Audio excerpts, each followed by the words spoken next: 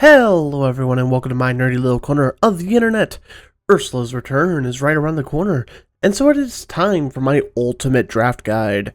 In this guide, we will look into the data within the set, some archetypes you might see, and some traps to avoid in this set. There is one new mechanic in Ursula's return named Sing Together. These songs are able to be sung by multiple characters together.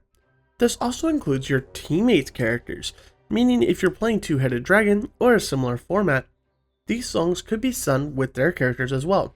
Singer also counts for this effect, so Ariel singing Mermaid still counts for 7 of the cost when singing your songs with Sing Together.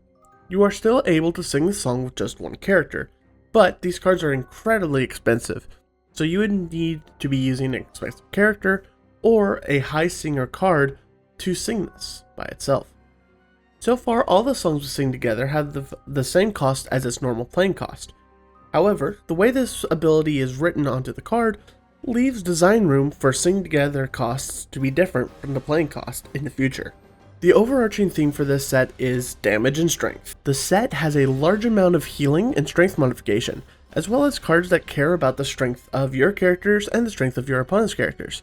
There are also a few more cards that interplay with damage, and cards that move damage around, making utility characters that stay ready be more vulnerable in this set than in others. The following super rares and legendaries may be powerful and constructed, but in limited their effects aren't as strong. First is Pete, Born to Cheat. While there is a number of strength modification in the set, Pete's reward for increasing his strength isn't worth the work and isn't worth one of your unequal slots. With Aurora Lord Guardian, you're only going to have 1 or 2 items out in play at a time, and most of the playable items in this set have exert abilities that you would rather use as opposed to Aurora's ability. A similar issue arises with the Queen Diviner. You aren't going to be playing enough items to make her ability consistent.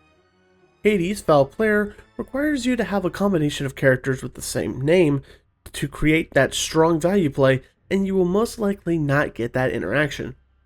Triton, Champion of Atlantica, is a location-focused character, and in a set where you don't have other rewards for locations, he just isn't worth playing at that incredibly expensive cost. The removal in this set is pretty complex, as there are multiple exert effects, and cards that let your opponent choose where the damage goes. For example, Triton's Decree lets the opponent put 2 damage on one of their own characters, while the King Undisputed makes the opponent choose a character of theirs to banish. These pieces of removal mean that you'd probably want to have a kind of action bodyguard, a small character on the side in order to become a lightning rod for these kinds of effects. There's also a suite of removal that takes out characters with lower strength. These are actually stronger than one would expect due to the strength manipulation of the set. Sisu and Brawl can easily become the best removal pieces within this set. The amount of evasive interaction is similar to Rise of the Floodborn and Into the Inklings. Ursula's return can have an expected number of 26 cards that interact with evasives at a table of 8 players, either by being evasive themselves, granting evasive, or being able to challenge evasive characters. So, the rule still stands that you should grab as much as you can, but grab at least 3 so that you have a higher than expected count. In Rise of the Floodborn, the strength, willpower, and lore per ink was 0.75, 1.05, and 0.46 respectively. And Into the Inklings, these numbers changed with a larger body with a little bit less lore, with 0.81, 1.25, and 0.41 respectively. And now in Ursula's return, these metrics are a lot closer to Rise of the Floodborn, with 0.77, 1.16, and 0.48 strength, willpower, lore per ink, respectively. So we can expect slightly smaller characters with slightly more lore compared to Into the Inklings. Our body threshold for this set is a 231 at the 50th percentile, like Donald Duck, Musketeer Soldier, while our 75th percentile body is a 352 body, such as Deng Hu, Talon Chief. These metrics help us figure out where a character's body scales with the rest of the set. The common and uncommon cost distribution is very much on the cheap side, with the vast majority of the cards costing 4 or less. This signifies a potentially quicker format where decks want to go wide. This also means we should put extra weight on cards in the 5 and 6 cost slots early on while drafting. You will see that there are 2 cards here that cost more than 6 sync. These are Dig a Little Deeper and the Mob Song, cards that have synced together. Card Advantage in Into the Inklands was difficult to find, with only 27 cards that granted advantage expected to be at the table. The same is true with Ursula's Return, with only 26.7 cards expected to be seen at the table that grant card advantage. This puts more pressure on the altar at the start of the game to create a strong curve. Bodyguards was a deck archetype in Into the Inklands and had 11 bodyguards expected to be seen at the table. In Ursula's Return, that number has actually increased to 13.7 bodyguards expected at the table due to the appearance of the Musketeers. This makes exert effects not as strong as we thought before. Now we are going to look at 3 of the archetypes I could see being built within Ursula's Return. First up is the Madrigals.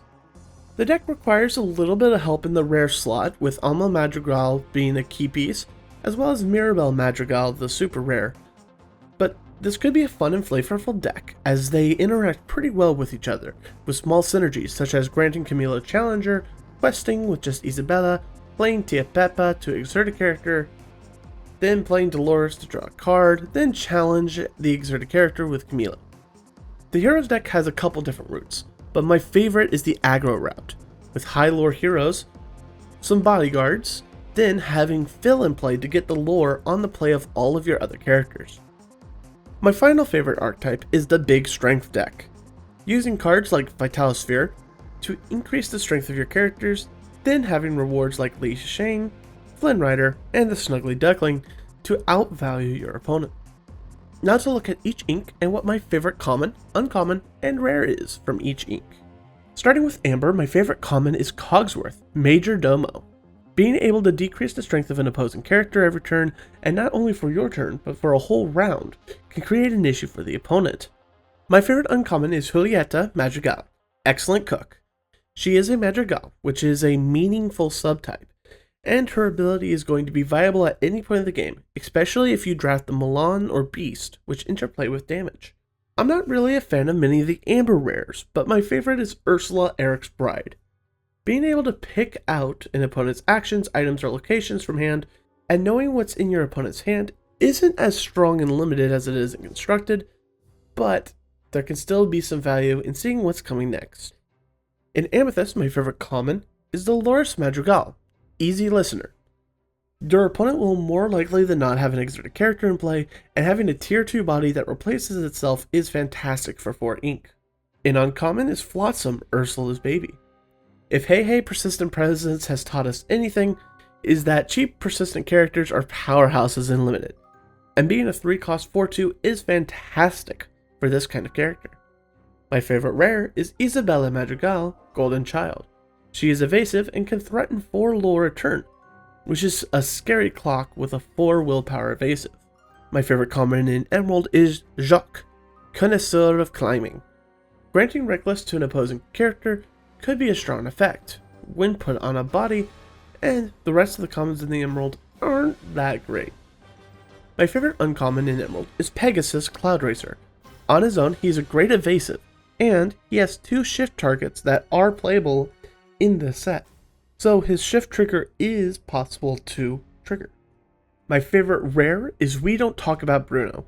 In the late game, this is an inkable and singable Dragonfire, and in the mid game, it can become a brutal tempo play. Very strong card. My favorite common in Ruby is Brawl. It removes half the characters in the set without strength manipulation, and with such, it can remove practically anything in the set. Premium removal for sure. My favorite uncommon is Li Shang, Valorous General. Granting all of your large characters an extra lore could cause problems for the opponent, causing trades and challenges. My favorite rare is Namari, Heir of Fame. With the amount of strength manipulation, this card can deal a ton of damage to opposing characters. My favorite Sapphire in common is Transformed Chef, Stove of the Castle. A decent body that is able to remove 2 damage from one of your damaged characters. Not bad at all.